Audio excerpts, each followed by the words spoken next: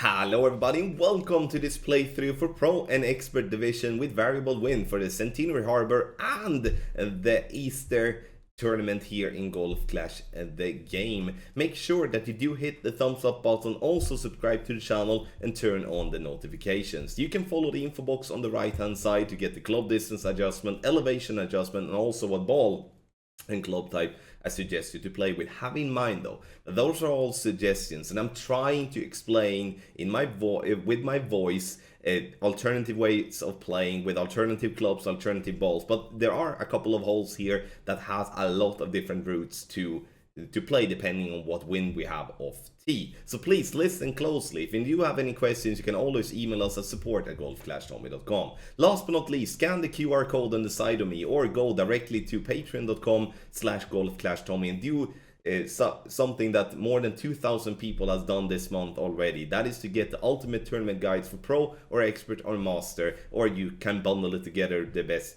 you want. The thing with that is that you give yourself a massive advantage over others in tournament and give yourself a clear way to success. So get the guides on Patreon.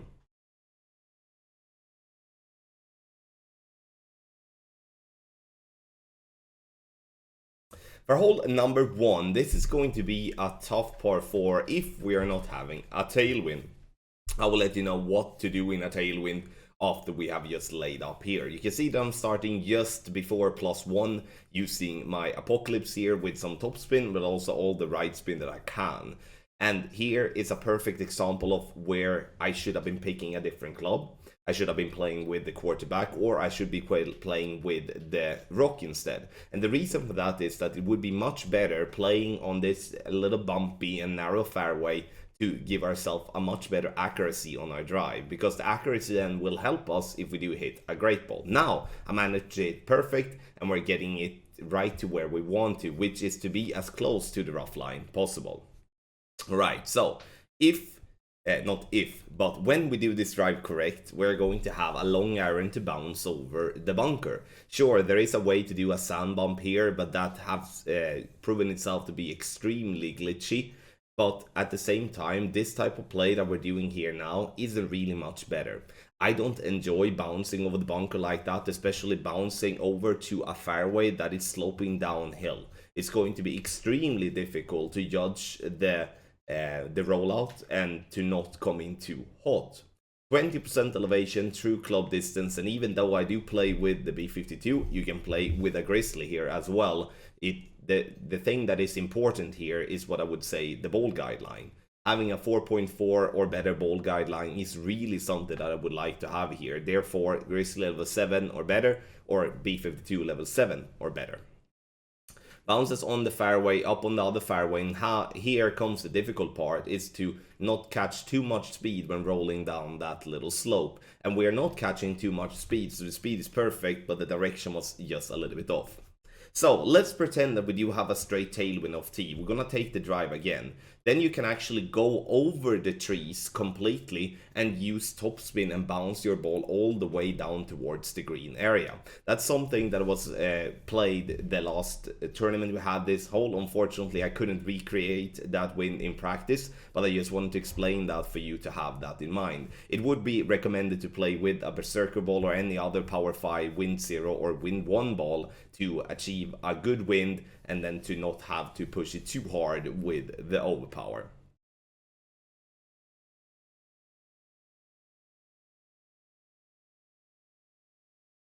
Hole number 2 is, in my opinion, the absolute best chance for an hole-in-one. And the reason for that is the slope just behind the pin, the one that we're going to try to catch in every type of wind angle. I understand that when it comes to a little bit of headwind, it's going to be a little bit trickier than what it would be if we're playing in a flat crosswind or playing with a tailwind. I would say tailwind here is going to be the best, then the wind push will allow us to bounce over the waters without really having any risk. Now we're playing with a small risk here as we have to play close to the water line. Max +10 is what I'm adjusting here in the video. I'm using left spin, I'm using backspin, and the goal here is to have the ball to roll past the pin, to fall down and to drop into the hole. And for those that did play the Christmas Down Under tournament, where we did have this hole the last time, know how good this spot is that we're playing into, because this was definitely a par 3 that I didn't really expect many hole-in-ones to start with, but it ended up to be an absolute must drop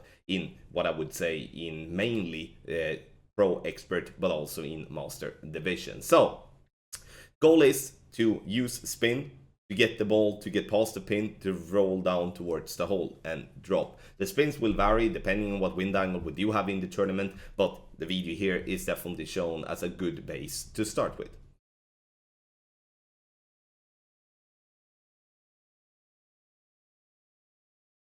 For hole number 3, you will see 2 options here, and this is actually a very interesting par 5 when it comes to playing in tailwind. There is actually another way to play in tailwind as well. Unfortunately, I didn't have the possibility to use a topspin boost ball, and we're gonna talk about that then just in voice. So I'm using 6 topspin, 2 right spin. I'm aiming for the very left of the fairway. The goal here is to actually go just full blast overpower, get the ball to bounce on the fairway into the rough, to then roll out on the fairway down below.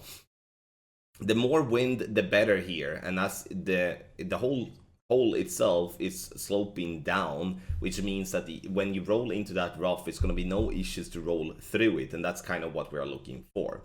Max plus 20 when it comes to the elevation here, because it's massively downhill. Let's say that we would, in that case, have the possibility to play with a topspin boost ball. Now I'm thinking about those topspin boost ball with topspin boost 4 or 5, such as an owl ball or a spirit ball. Then you can actually use the very right side of the fairway to bounce on the first fairway all the way over the big rough patch, bounce over the water, and actually be very close to green. That's a way you can play if you have the ball, and also if the wind is correct. You're gonna have to have more or less dead straight tailwind to be able to do that type of play. Second shot from down there is going to be played 5% elevation through club distance, and as you can see here now, I do play with a Cataclysm, and you see I have that in the info box, but I'm gonna do the drastic move of actually changing to a Sniper, because the Sniper here is going to be a much better club to play with on a general basis, due to the better ball guideline, also due to a better accuracy, and also due to that being a club that more players is having. Especially in a higher level. It's not that often we see, like, it's not that common that playing from the second tee that you do play with a Cataclysm level 7. But the idea of the shot is going to be the same. So we're adding a little bit of backspin, leaving the ball guideline slightly short if you do not have a fully developed ball guideline, such as I'm not having here.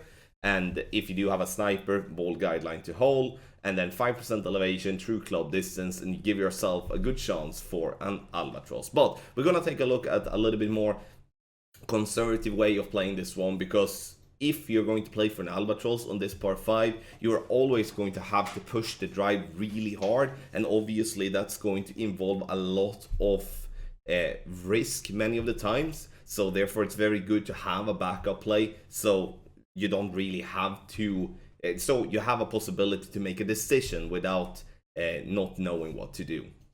So let's pretend here now, when we're looking to play a little bit less aggressive here, that we're having a crosswind or a minor tailwind that doesn't really allow us to push the ball way down left or to push the ball way down right with a topspin boost ball. Is that now I'm bouncing into that big rough patch and I'm rolling out onto the fairway. The goal here now is to get as far up on this hole without having to do a bunch of risky stuff.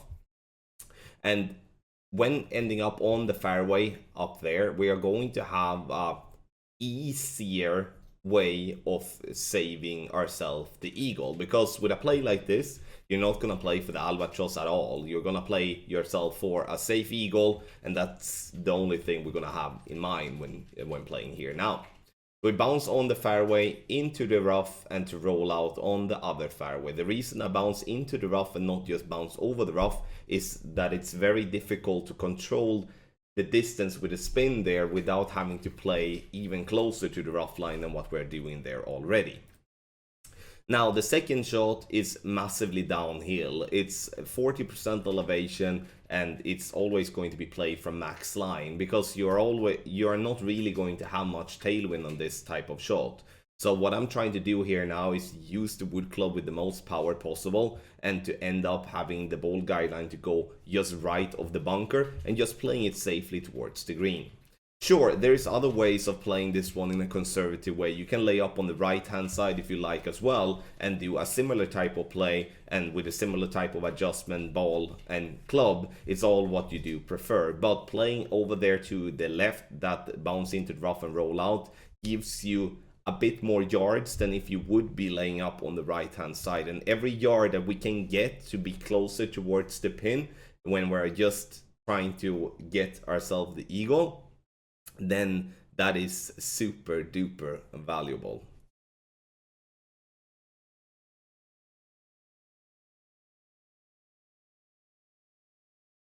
For hole number 4, this is actually a pretty fun par 4 in my opinion, and we're gonna play ourselves over to the fairway island that you can see there in the center. 3 right spin, and we're using whatever topspin that is needed without putting ourselves in a position where we have to go with a lot of overpower. So it's going to be all from 3-4 bars of topspin up to 5-6 bars of topspin. Maximum distance plus 25% elevation. Try to hit perfect, but the great here should be no issues. Goal to bounce onto the fairway into the rough and then roll out here into the center of the fairway path. Now, we're gonna have 2 situations to happen here, depending on what wind we have on the second shot. If we do have a tailwind, we're gonna play with our long iron. But if we do have a crosswind or a headwind, we're gonna play with our sniper. In this instance, incomplete minimum distance. I'm using all the left spin that I can, and the reason I'm doing that is to put myself away from having to play on the more smaller rough patch. So it's a 3 left spin, and I'm using whatever whatever backspin that gets the ball guideline to be 1 green square through the hole. Because we do have a slight headwind, we need to compensate for that, and that's the way we're doing so. Minimum distance minus 5%. Elevation, and obviously if you do play closer to medium distance, then it's medium distance. If you do play with a long iron from more or less max club, then we would recommend to play with 5% elevation, not the -5, so just +5 instead. Bounce into the rough, rolls down the green. This green is slightly downhill, which obviously helps with the rollout, and then we get ourselves a very nice and kind of easy eagle on a tough course such as Centenary Harbor.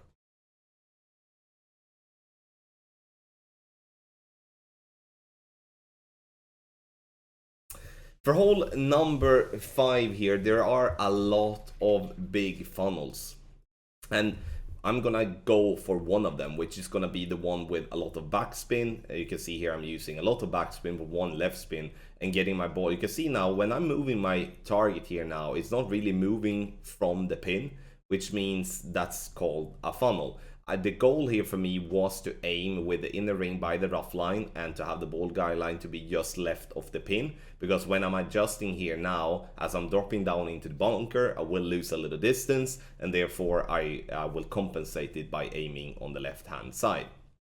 Because the more left I were, the more right the ball guideline were shown, which is, I mean, that's sometimes that happens, and that's good that we're spotted that.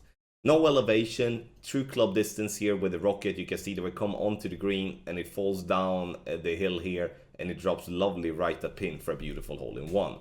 For those of you that do have experience of this hole, know that there is an absolute massive funnel on the left side of the bunker as well, and that's definitely worth exploring in certain wind angles. But I do believe when it is a crosswind left to right to left, the rock bump there in the center allows you to remove most of the tricky parts, because even though there is a massive funnel on the left, there is a big slope is going to go up and it's going to fall down. There's a lot of roll and a lot of movement compared to there in the center, and therefore my focus was on this rough bump here in the middle. Interesting hole, and I do believe we're going to see a lot of hole-in-ones on hole 5.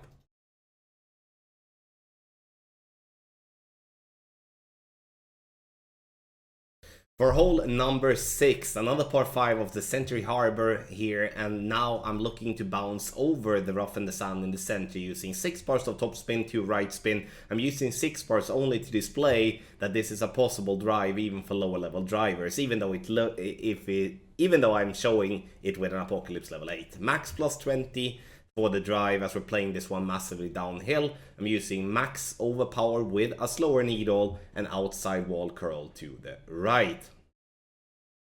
Bounces nicely on the fairway, and we're getting this ball over the rough and the sand as planned, and we want to be in between the 2 rough lines here and be prepared then for attacking the pin with a rough bump. The second shot, you can see that I'm playing with a Cataclysm, but I'm suggesting the Sniper in the info box. Why is that? It's because we are in range to play with the Sniper, then there is no need to play with the Cataclysm at all, in my opinion. Even though Cataclysm level 8 is a beast of a club, I would say the Sniper here, as for general use, is definitely the club that should be used. And you can see that I'm wiggling around left and right, and there is a massive funnel from this rough patch here. And if we catch it correctly, by having the correct adjustment and the correct spin, obviously, then we're going to see ourselves dropping that albatross more times than we're going to miss. So make sure to adjust it properly and don't do like I do and slightly misadjust my shot, because then I'm just gonna miss, as you can see here in the video. And that sucks, especially when we do have such a funnel to play inside. And here I'm missing because I'm using the wrong spin, not actually the wrong adjust, and that's even more stupid. Hole number 6, good chance.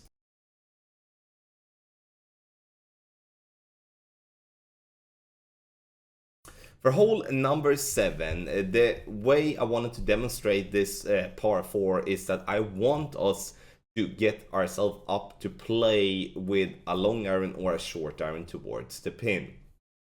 The difficult part we have with this hole is the water. If we do not have any tailwind or just a flat crosswind, there is no chance whatsoever to reach over the water. And the thing with that is that then we're going to have to lay up just short, and we're going to have to play just with a wood club to get the ball to green and just have a safe birdie. So I'm not going to demonstrate that. That's kind of like a no-brainer play, and I wanted to push for an eagle. So max plus 20, I'm using max overpower, and here I'm using a topspin amount that is possible with lower level Apocalypse, but I would say like this: use as much topspin that you can, because if you're not rolling far enough, you're gonna have the trees that is on the right side there in play. Now I rolled just far enough, which in this case gives me a nice open play with my short iron.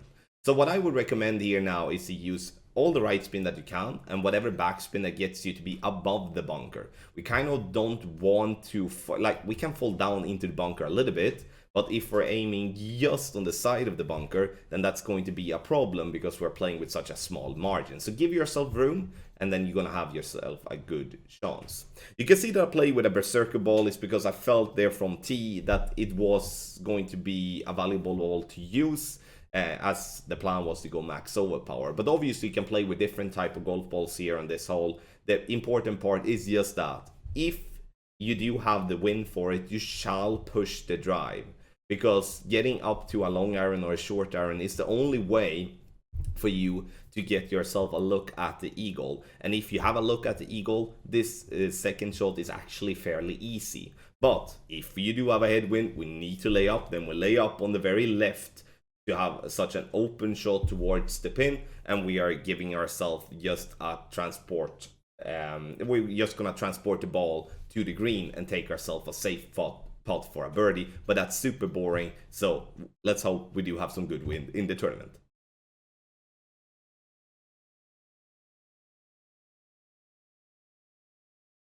Hole 8 is one of the tougher par 3s, I believe, that we do have in the game now. I mean, it's not because it's super duper bumpy, it's just that that freaking bunker there is really messing it up for us. So it's important to play with a lot of right spin, in my opinion, or to play with a lot of backspin, or to play with both. And it's obviously silly of me to put all of those combinations to you here now, but the reason I'm saying as I'm doing is because those combinations is removing the bunker as much as possible from play. I understand that we might not have the club or the ball to allow us to play with a lot of backspin, but a situation like this could be like a backspin boost ball, could be super handy. But also a ball with side spin 4 or even side spin 5 could be really valuable too. Because even though I'm using 3 right spin to set up, then I'm changing to 2 right spin after that just to compensate for the sloped push, then I mean, you can see that we were fairly close to the bunker anyway. So I would recommend to go with all the right spin that you can. Move your target more left to avoid the bunker. 15% elevation through distance. Obviously, that number will vary when it comes to the different wins you have in the tournament, but it's at least a base to go off. Again, Kingmaker, it's just one of the different balls that you can play here. Hole number 8 is going to give you a possibility for a hole-in-one, but it is a tough one to drop consistently.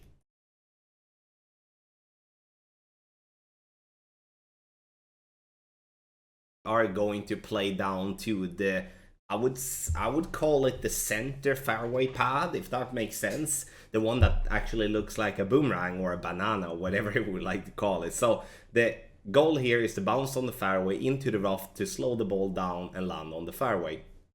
Max plus 20, and I'm using max club. And here I think it's once again important to play with the driver that gives you the most power possible. And the reason for that is you do want to make sure that you can stay away from using any unnecessary overpower. Because obviously using unnecessary overpower will complicate it massively. You might end up into the rough, then you might struggle to get into the green in 2. If we do have a tailwind here, you can use a power 5 ball or any type of ball that do have some topspin boost and actually bounce that ball down towards the green. If you do want to see an example of what I'm thinking about, then you can watch the master playthrough video and check hole number 5 there too, where I show you an example on how you can use a topspin boost from the third tee, which would be more or less the same as you would be playing from the second tee. So, second shot here now when we have to lay up. I'm using a wood club with a lot of power. Here we could technically have been playing with a sniper if we do have it in level 10.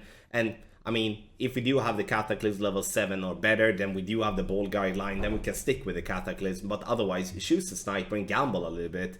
In a worst case scenario, if you do have a crosswind or tailwind, you might have to push up a little bit or might have to go with a little bit of overpower. And that's just totally fine.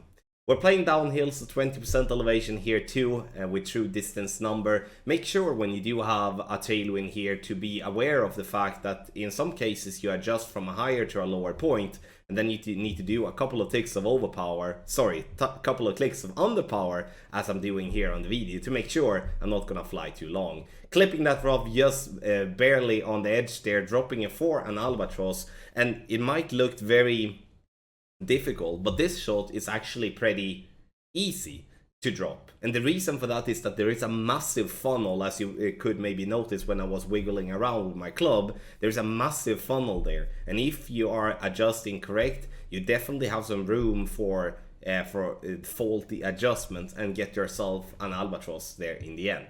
Thank you so much everybody for watching this playthrough for Pro and Expert Division for the Easter tournament here in Golf Clash the game. Make sure that you comment in the comment section below if you do have any questions. Also, if you do want to improve your game and have an advantage over many players in the tournament, you go to patreon.com/golfclashtommy and get our ultimate tournament guides for Pro or Expert or Master, or you bundle it together. You can also scan the QR code on the side of me and get there directly. Do the same as more than 2,000 people have done and get yourself an advantage in the tournament. Thank you so much everybody for watching, and good luck in the Easter tournament.